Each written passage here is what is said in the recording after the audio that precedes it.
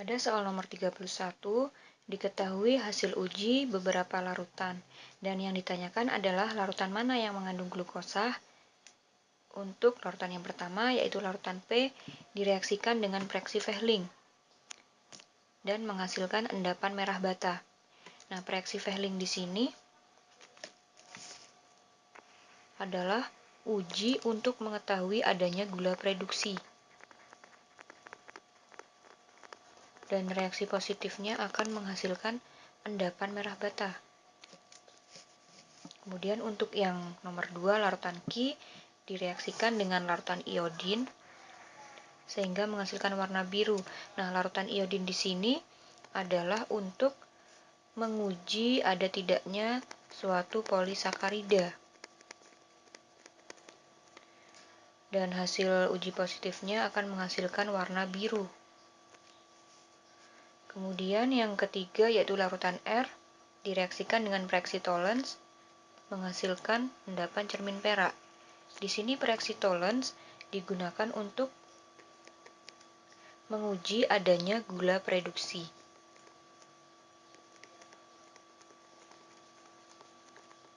Dan reaksi positifnya ditandai dengan adanya endapan cermin perak. Kemudian yang keempat, larutan S direaksikan dengan reaksi biuret akan menghasilkan warna ungu. Nah, biuret di sini digunakan untuk menguji adanya ikatan peptida.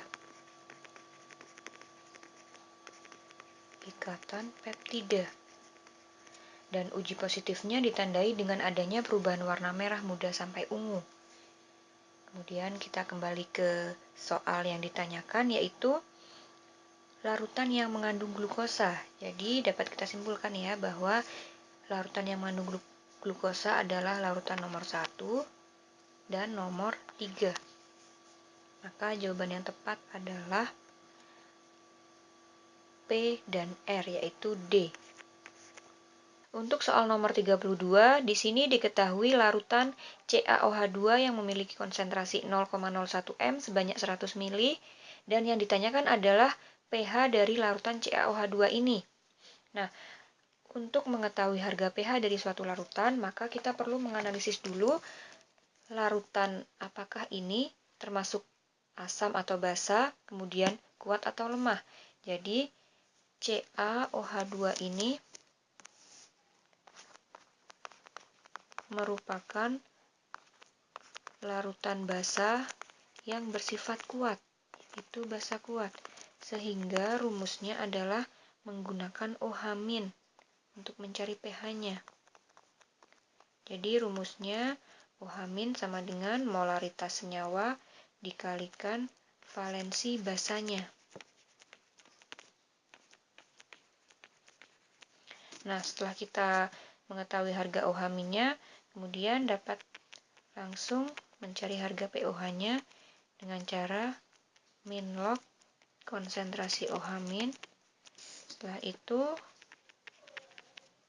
kita dapat mencari harga pH-nya dengan cara 14 dikurangi pOH.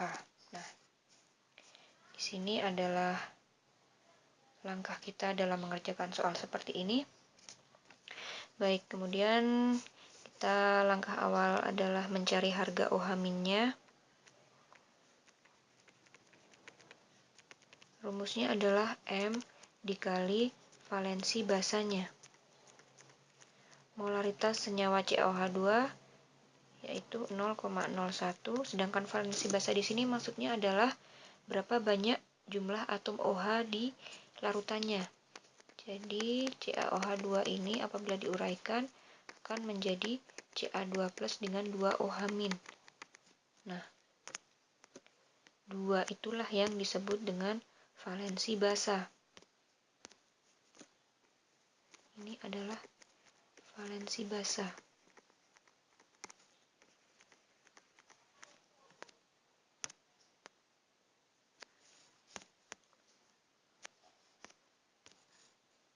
Kemudian kita akan lanjutkan, di sini valensi basanya berarti 2. Jadi OH-nya 0,02. Kemudian kita dapat langsung memasukkan harganya ke rumusan POH yaitu min log OH min log konsentrasi OH min log ini kita jadikan seperti ini saja agar lebih mudah dalam menghitung. 2 kali 10 pangkat min 2. Jadi 2-nya langsung turun. 2 min log 2. Jadi kita dapat menghitung harga pH-nya 14 dikurangi POH. POH-nya 2 min log 2. 12 plus log 2. Ingat di sini min dikalikan min jadinya plus. Jadi jawabannya adalah 12 plus log 2. Maka jawaban yang tepat adalah A. Pada soal nomor 33 ini adalah soal dari bab termokimia yang mempelajari tentang reaksi eksoterm dan endoterm. Nah, di sini yang ditanyakan adalah ciri-ciri dari reaksi eksoterm. Kalian telah mempelajari macam-macam dari reaksi, yaitu ada reaksi endoterm dan reaksi eksoterm. Di sini kita akan membahas untuk ciri-ciri dari reaksi endoterm dulu. Jadi, ciri-ciri dari reaksi endoterm itu adalah terjadi penurunan suhu atau suhunya turun. Kemudian energinya berpindah dari lingkungan ke sistem.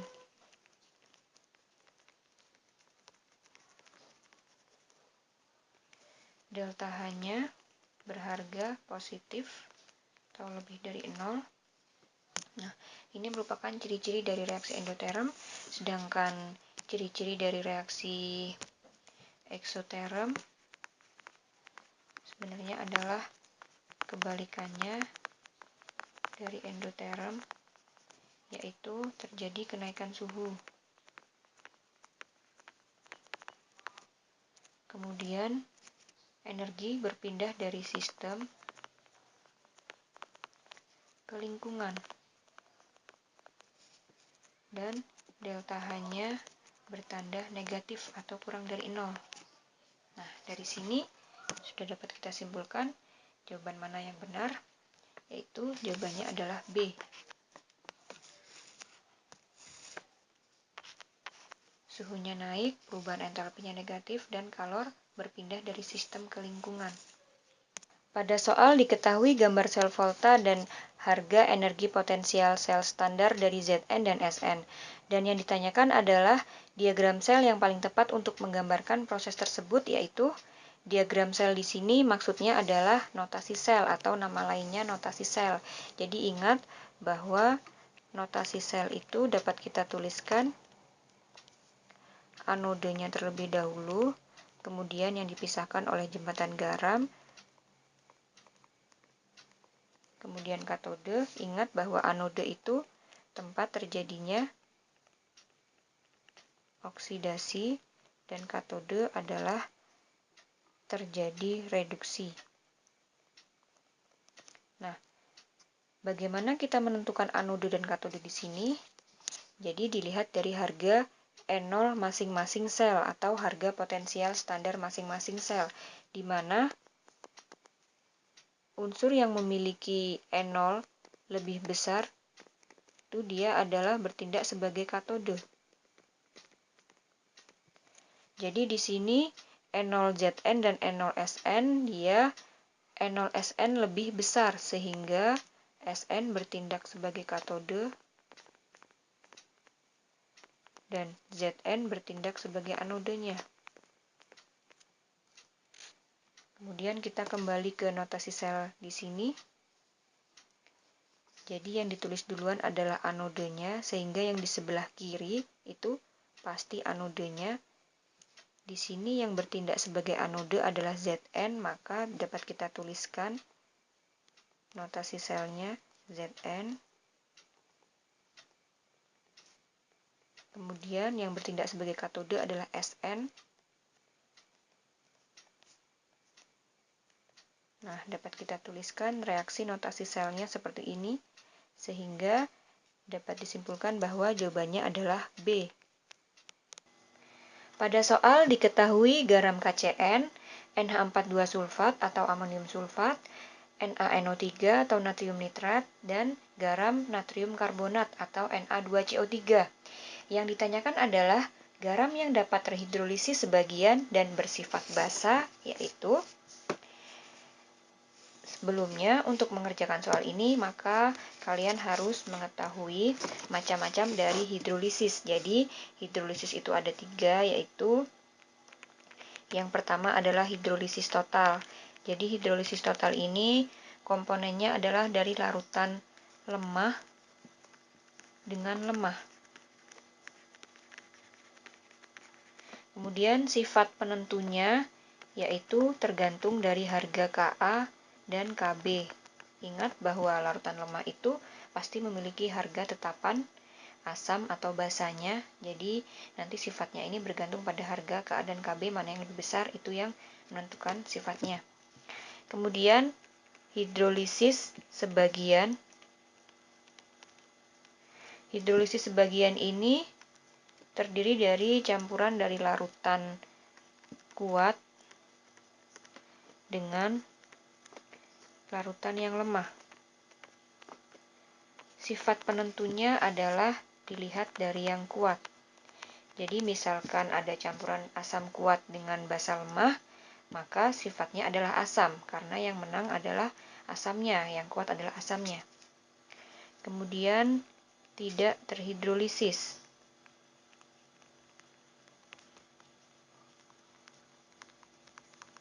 Apabila tidak terhidrolisis, maka campuran ini berasal dari larutan kuat dengan kuat juga.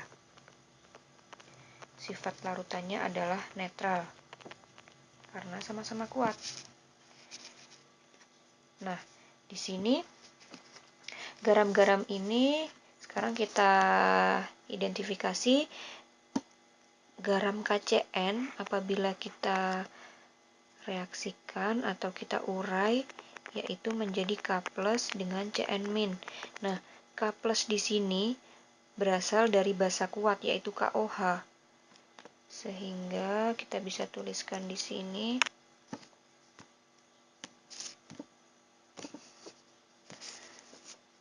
ini merupakan campuran dari basa kuat dan Cn-nya dari asam lemah yaitu HCN, asam lemah.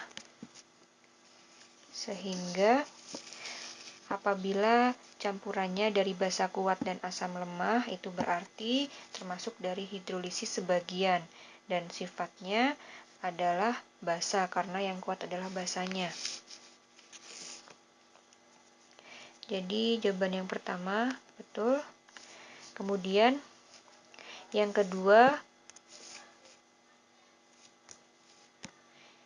kita uraikan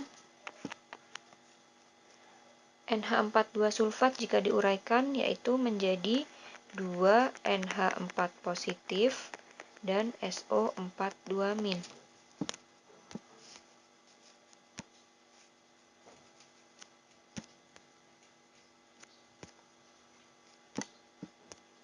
NH4+ di sini dari amonia yaitu NH3 atau NH4OH itu merupakan basa lemah, dan SO4 di sini adalah dari asam sulfat yaitu H2SO4 yang merupakan asam kuat, sehingga sifat basanya ditentukan yaitu dari asamnya karena yang menang adalah asam.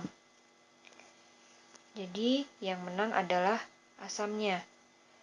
Sehingga nomor 2 bersifat asam, sedangkan yang ditanyakan adalah yang bersifat basa, jadi nomor 2 bukan.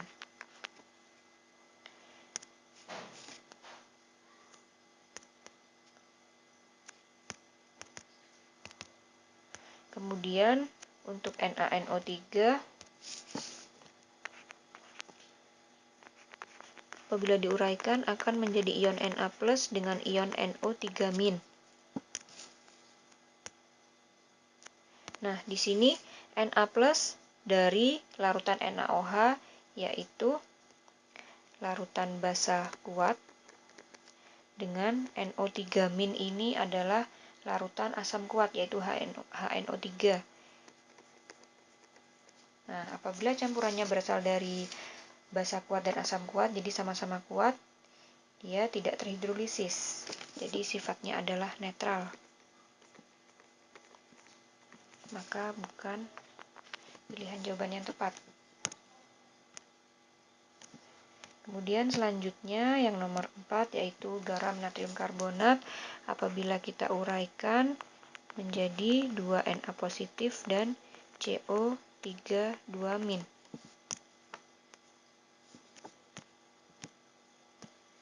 Di sini Na+ dari basa kuat NaOH, kemudian CO3 2- dari asam lemah H2CO3, sehingga tipe hidrolisisnya merupakan hidrolisis sebagian karena berasal dari larutan kuat dengan lemahnya, dan sifatnya adalah basa karena yang kuat adalah basanya. Jadi jawaban nomor 4 adalah betul, karena yang dicari adalah garam yang terhidrolisis sebagian dan bersifat basa. Maka jawaban yang tepat adalah C, 1 dan 4.